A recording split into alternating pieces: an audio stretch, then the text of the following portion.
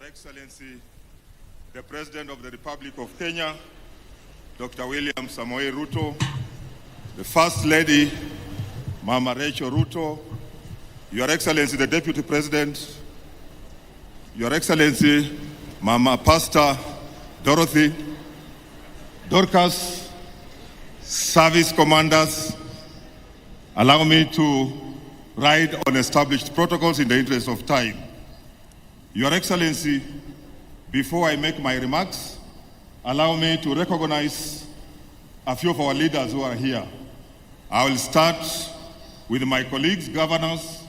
Please let us be upstanding.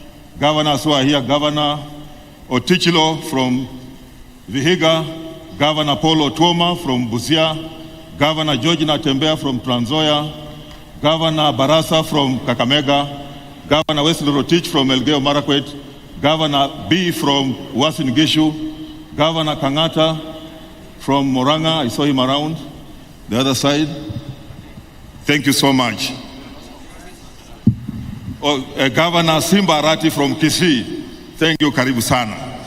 Your Excellency, allow me also to recognize former governors. We have Governor Mike Songo from Nairobi. We have Governor Ojamong, former Governor Busia. I saw Governor Wycliffe Wangamati, former Governor Bungoma. Your Excellency, allow me then to recognize our senators who are here, led by Senator Boni Khalwale, who is the whip. Please be upstanding for recognition, our senators and Deputy Speaker. Senator Wakoli, Senator Cherarigei, Leader of Majority, Senator Cheriot, of course, Khalwale. Allow me also to recognize deputy governors who are here. Senator kutoka Laikipia, Senator Kinyua, Senator Mandago, Senator Onyonga, Senator Trans Nzoia, karibuni sana. Deputy governors, Pastor Mbatiani from Bungoma and Deputy Governor from Trans Nzoia. Your Excellency, allow me then to recognize members of Parliament who are here. I'll ask all of them to be upstanding. But I'll recognize those from Bungoma because they are hosts. We have Senator Wafula Wakoli from the Senate. We have Honorable Catherine Wambilianga, Woman Rep. We have Didmas Barasa, MP Kimilili. We have Freddy Kapondi, MP Mount Elgon. We have John Chikati, Tongareni constituency. We have Pepela Wanyonyi from Webuye East. We have John Makali, our host, MP Kandui. We have Jack Wamboka, MP Bumula. We have John Waluke, MP Sirisia. We have Dan Wanyama, MP Webuye West, and Majimbo Kalasinga, MP Kabuchai. And of course the Leader of Majority, Ichungwa, leading other members of Parliament who are here. Your Excellency, allow me to ask the members of County Assembly who are here to be upstanding, led by Bungoma Speaker, Speaker Situma. Please be upstanding, members of County Assembly from Bungoma. They are there, Your Excellency, there are 64. Karibuni sana. Let me also introduce the county, members of the executive government of Bungoma. Be upstanding, and all staff who are working here. Your Excellency, I'm also accompanied by my wife. Let me also recognize her. Otherwise, maneno inaweza kuharibika.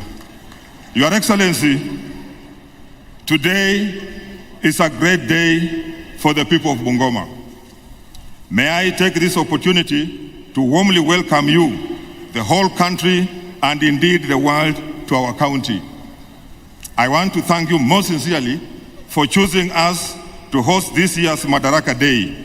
I wish to share with you the warm greetings from all the people of Bungoma County, those gathered here today, those building our county and our country from various places, and those in the diaspora whom I know are following this occasion with joy. Today, we remember and celebrate the wisdom and the courage of our founding fathers who faced serious adversity to gain our independence and create a nation called Kenya.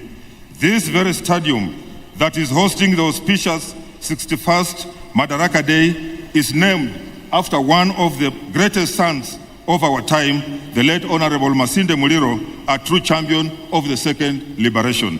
We celebrate these fallen heroes even as we remain cognizant of the fact that despite divergent backgrounds and varying viewpoints, they fought for the same cause. We are here because of your benevolence, Your Excellency. We could not, as a county government, have achieved this and to this standard of the stadium even if we saved for the next 20 years. Your Excellency, devolution is at the heart of the new constitution and a key vehicle for addressing historical disparities which have long led to conflicts.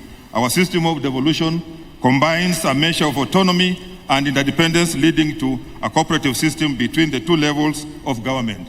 This requires that both embrace a system of consultation, negotiation, and consensus building in the run-up of state affairs. Mr. President, on behalf of the devolved units, I want to thank you and commend you for your continued support for devolution and especially devolving these national celebrations to counties, for this strengthens your presidential resolve to support counties and the devolution agenda in your national endeavors. It is therefore a great honor for us as counties and as the people of Bungoma that you have chosen to share this national celebration with us. It would be remiss of me not to pass the gratitude of the people of Bungoma. Mr. President, all the major roads in Bungoma town and its environments are well lit, hence promoting a 24-hour economy in our town. Our airstrip at Matulo can now safely land a 35-seater plane, but it's our wish and focus that in the future it be upgraded to an international airport. And Your Excellency, when it's at that level, we want to propose on behalf of the people of Bungoma that it be named after you. Our Masinde Muliro Stadium is in the process of being completed to perfection with a seating capacity of 20,000 people, with all roads around it well paved, and we now have an official state lodge. Tunasema asante sana. Your Excellency, the current weather pattern in Kenya is worrying. We must begin to think of timely interventions that will address the challenges of crop failure in order to ensure our people have options. As the chair of the Agriculture Committee, I look forward to the support and partnership of your government in this endeavor to accelerate this development. Before I wind up, Your Excellency, if this rotation continues, for people to appreciate what is happening today, the next national celebration to be held in Bungoma will be in 2071, after all it has gone round all the other counties. So this is historic for us, and that is how serious it is that we are making history. So you can take your years, add 47 years, and know how old you will be when this will be held here next. Your Excellency, I now leave you with the words of Marco Ruby, who said leadership cannot be measured in a poll or even in the result of an election alone. It can only be truly seen with the benefit of time from the perspective of 20 years, not 20 days. Everything that you have done for the people of Bungoma will live forever in our hearts. Thank you, Your Excellency, sir.